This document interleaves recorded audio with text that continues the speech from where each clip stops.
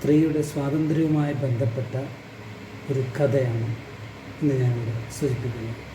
നമസ്കാരം. ഏറെ ചർച്ച ചെയ്യപ്പെടുന്ന ഒരു വിഷയമാണ് സ്ത്രീ സ്വാതന്ത്ര്യവും സ്ത്രീ സുരക്ഷയും വനിതാ സംരക്ഷണ ബില്ല്. പണ്ടൊക്കെ മുനിമാർ ചോദിച്ചാൽ രാജാക്കന്മാർ എന്തും കൊടുക്കും. വിദർഭയിലെ രാജാവിൻ്റെ മകളായിരുന്ന ലോപമുദ്രയെ അഗസ്ത്യമുനി വിവാഹം ചെയ്തു തരണമെന്ന് രാജാവിനോട് അഭ്യർത്ഥിക്കുന്നു. ലോപമുദ്രയെ അഗസ്ത്യമുനിക്ക് വിവാഹം ചെയ്തു കൊടുക്കുന്നു. വിവാഹാനന്തരം ലോപമുദ്ര അഗസ്ത്യമുനിയോടൊപ്പം വനത്തിൽ താമസിക്കുന്നു.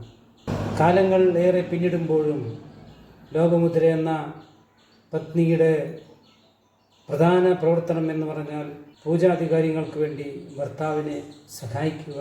കുളി കഴിഞ്ഞ് ഈറനായി വന്ന ലോപമുദ്രയെ കണ്ട അഗസ്ത്യമുനിക്ക് വല്ലാത്ത ഒരാവേശം ജനിക്കുകയും ബാലചന്ദ്രൻ ചുള്ളിക്കാടിൻ്റെ എവിടെ ജോൺ എന്ന കവിതയിൽ പറയുന്നത് പോലെ, ഇത്ര നാളും നിങ്ങൾ എവിടെയായിരുന്നു? വനത്തിൽ കാഷായ വസ്ത്രമണിഞ്ഞ് പൂജാതികർമ്മങ്ങളിൽ സഹായിക്കുക എന്നതായിരുന്നു ലോപമുദ്രയുടെ പ്രധാനപ്പെട്ട ജോലികൾ. വികാരപരവശനായി നിൽക്കുന്ന അഗസ്ത്യമുനിയെ കണ്ട് ലോപമുദ്ര ചില ഡിമാൻഡുകൾ മുന്നോട്ട് വയ്ക്കുന്നു, ചില കണ്ടീഷനുകൾ മുന്നോട്ട് വയ്ക്കുന്നു.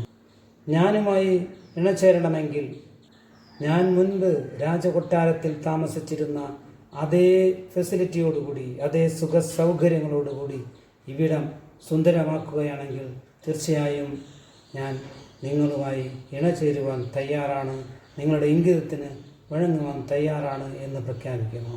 ലോപമുദ്രയുടെ കണ്ടീഷനുകൾ കേട്ട ഹൈ പ്രഷറിൽ നിൽക്കുന്ന അഗസ്ത്യമുനി, ഞാൻ സാധുവല്ലേ, ഞാൻ വളരെ പാവപ്പെട്ടവനല്ലേ, എനിക്കെവിടെ നിന്നാണ് ഇത്രയും പണം ലഭിക്കുക?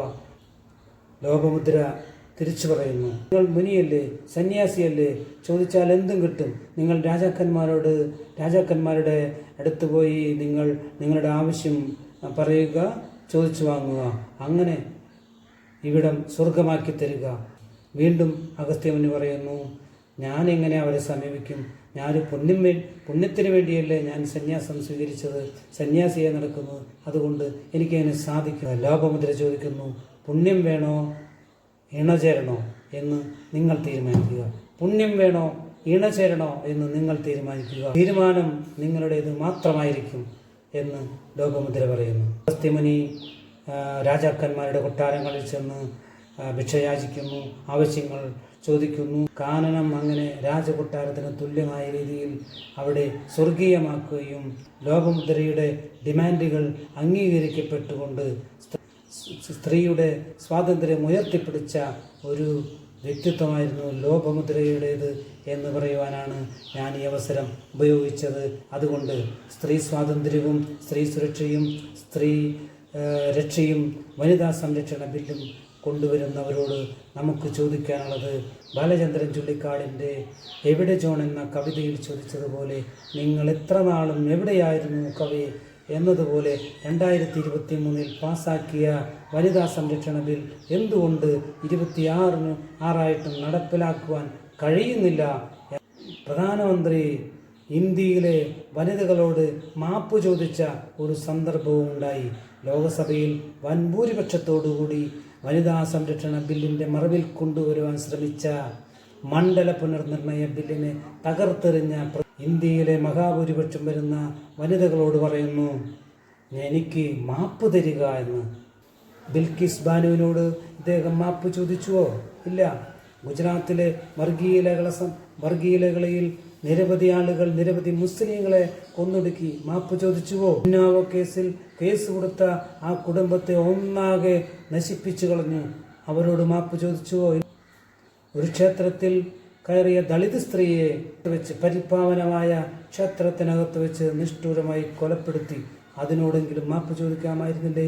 ഇന്ന് നാട്ടിൽ നടക്കുന്ന ദളിതക്രമവുമായി ബന്ധപ്പെട്ട് ഒരു മാപ്പെങ്കിലും ചോദിക്കുവാൻ. നിതിൻ രാജ് എന്ന് പറയുന്ന വിദ്യാർത്ഥിയെ കൊലപ്പെടുത്തി കെട്ടിടത്തിൻ്റെ മുകളിൽ നിന്നും വലിച്ചെറിഞ്ഞു എന്നതാണ് പുറത്തെല്ലാം പറയുന്ന സംഭവങ്ങൾ. നിതിൻ രാജ് എന്ന് പറയുന്ന വിദ്യാർത്ഥിയെ ക്യാമ്പസിനുള്ളിൽ വെച്ച് കൊലപ്പെടുത്തി ബിൽഡിങ്ങിൻ്റെ മുകളിൽ നിന്നും വലിച്ചെറിഞ്ഞ ഇൻസ്റ്റിറ്റ്യൂഷണൽ മർഡർ അല്ലെങ്കിൽ കാസ്റ്റ് കില്ലിംഗ് നടന്ന ഒരു സംഭവത്തെക്കുറിച്ച് പ്രതികരിക്കുവാൻ തയ്യാറായിരുന്നുവോ?